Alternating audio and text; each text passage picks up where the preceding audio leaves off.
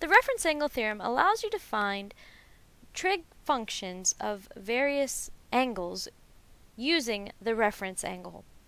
So essentially, if you want to find the sine of 225, what you could do is find the reference angle of 225, find the sine of that, and then the two trig functions, or the trig function of those two angles will be equal, except maybe the sine will be different. So let's just look at an example of this. So if we do 225, so sine of 225, so let's first draw where 225 is. So 225 is like somewhere over here. So this is my theta. So I need to find the reference angle, which is this angle right here. So the reference angle, so theta prime is equal to, so if theta was equal to 225, so we do 225 minus 180, so 225 minus 180, so that is equal to 45 degrees. So if I find the sine of 45 degrees, that'll be plus or minus the sine of 225 degrees. Okay, so sine of 45 degrees, sine of 225 degrees. So you should have some chart that tells you the sine, cosine, tangent, and all of their inverse functions of 30 degrees, 45 degrees, 60 degrees, 90 degrees, and so forth. If you're looking at a chart like that, you'll see that the sine of 45 degrees is equal to the square root of 2 over 2. Okay? So the sine of 225 is going to be the square root of 2, plus or minus the square root of 2 over 2. So let's just figure out if it needs to be plus or minus. So because we're in the third quadrant here, the only thing that's positive, the only trig function that's positive in this third quadrant is tangent. So this should be negative 225. Alright, let's try the next one. So I want to find the secant of 150. So let's first do a little chart to figure out where we're at here. So this chart is important, or this little graph is important for two reasons. First of all, it helps you to determine the best way to figure out what the reference angle is. And then it also tells you, the quadrant you're in. Like up here, we were in quad 3, and sine is negative in that quadrant.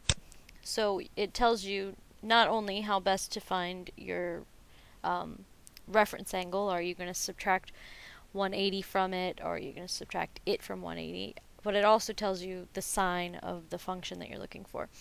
So here we have our theta is equal to 150 degrees. So our theta prime we'd find right here, so that's just going to be the 180 minus 150 degrees. So theta prime is equal to 180 degrees minus 150 degrees, which is 30 degrees. So sine of theta prime, oh sorry, we're doing secant this time. We're doing secant and sine last time.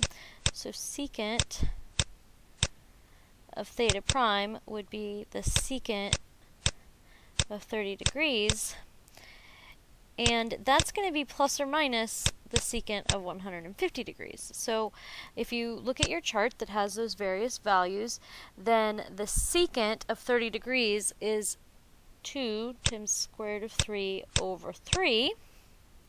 Well, in this quadrant, in quad 2, so only sine and cosecant are positive in this one, so it should be negative. Secant should be negative, so it would be 2 square root of 3 over 3. If I want to find the cosecant of 4 pi over 3, let's start by first graphing this so we can figure out where that is. So it's a little more than 1. 4 over 3 is a little more than 1. So this would be 1 pi right here, so we need to be over here. So my theta is equal to 4 pi over 3.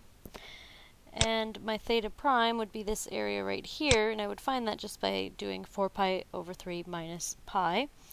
So theta prime is equal to 4 pi over 3 minus pi. So pi is the same thing as 3 pi over 3, so 4 pi over 3 minus 3 pi over 3 is just 1 pi over 3. So if I find the cosecant of theta prime, that'll tell me the cosecant of theta, because it'll be plus or minus that. So if I find the cosecant of pi over 3, that's going to equal plus or minus the cosecant of 4 pi over 3.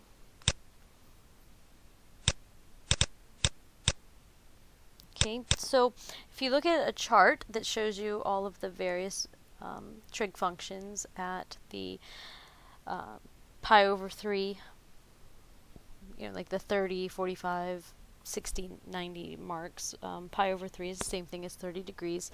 So this is 2 squared 3 over 3. Okay. So if the cosecant of pi over 3 is 2 squared root of 3 over 3, then the cosecant of 4 pi over 3 should be plus or minus 2 squared root of 3 over 3. We're in this quadrant. The only thing that's positive in the third quadrant is tangent. So the cosecant is negative in quad 3, so it would be negative 2 square root of 3 over 3. Okay, so with this one, I'm going to start by graphing it. So negative pi over 3 is here. Oops, did not mean to put the prime there. So our theta is negative pi over 3. Well, the reference angle would just be the positive version of that. So the reference angle is just going to be positive pi over 3. So if I find the tangent of theta prime, that will be plus or minus tangent of theta. So if I do the tangent of pi over 3, that's going to be plus or minus the tangent of negative pi over 3. So the tangent of pi over 3 is the square root of 3, and in the fourth quadrant, tangent is negative, so this will be negative square root of 3. Okay, this is the last one. So this time I want to find cosine of 530.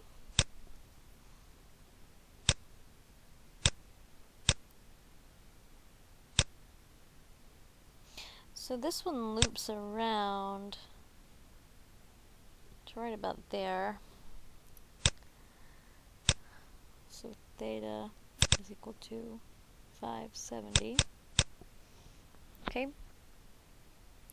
So essentially to find theta prime, I want to find this value, oops, wrong pen. I want to find this value right here. So the easiest way to do this one is to find theta prime. I would do 570 degrees minus the 540, because if we were to loop around one time it would be 360, and then up to here would be 540. So I want to do minus 540 degrees, which is 30 degrees. Okay, so if I want to find the cosine of theta prime, that'll tell me plus or minus cosine of theta. Theta prime is 30 degrees.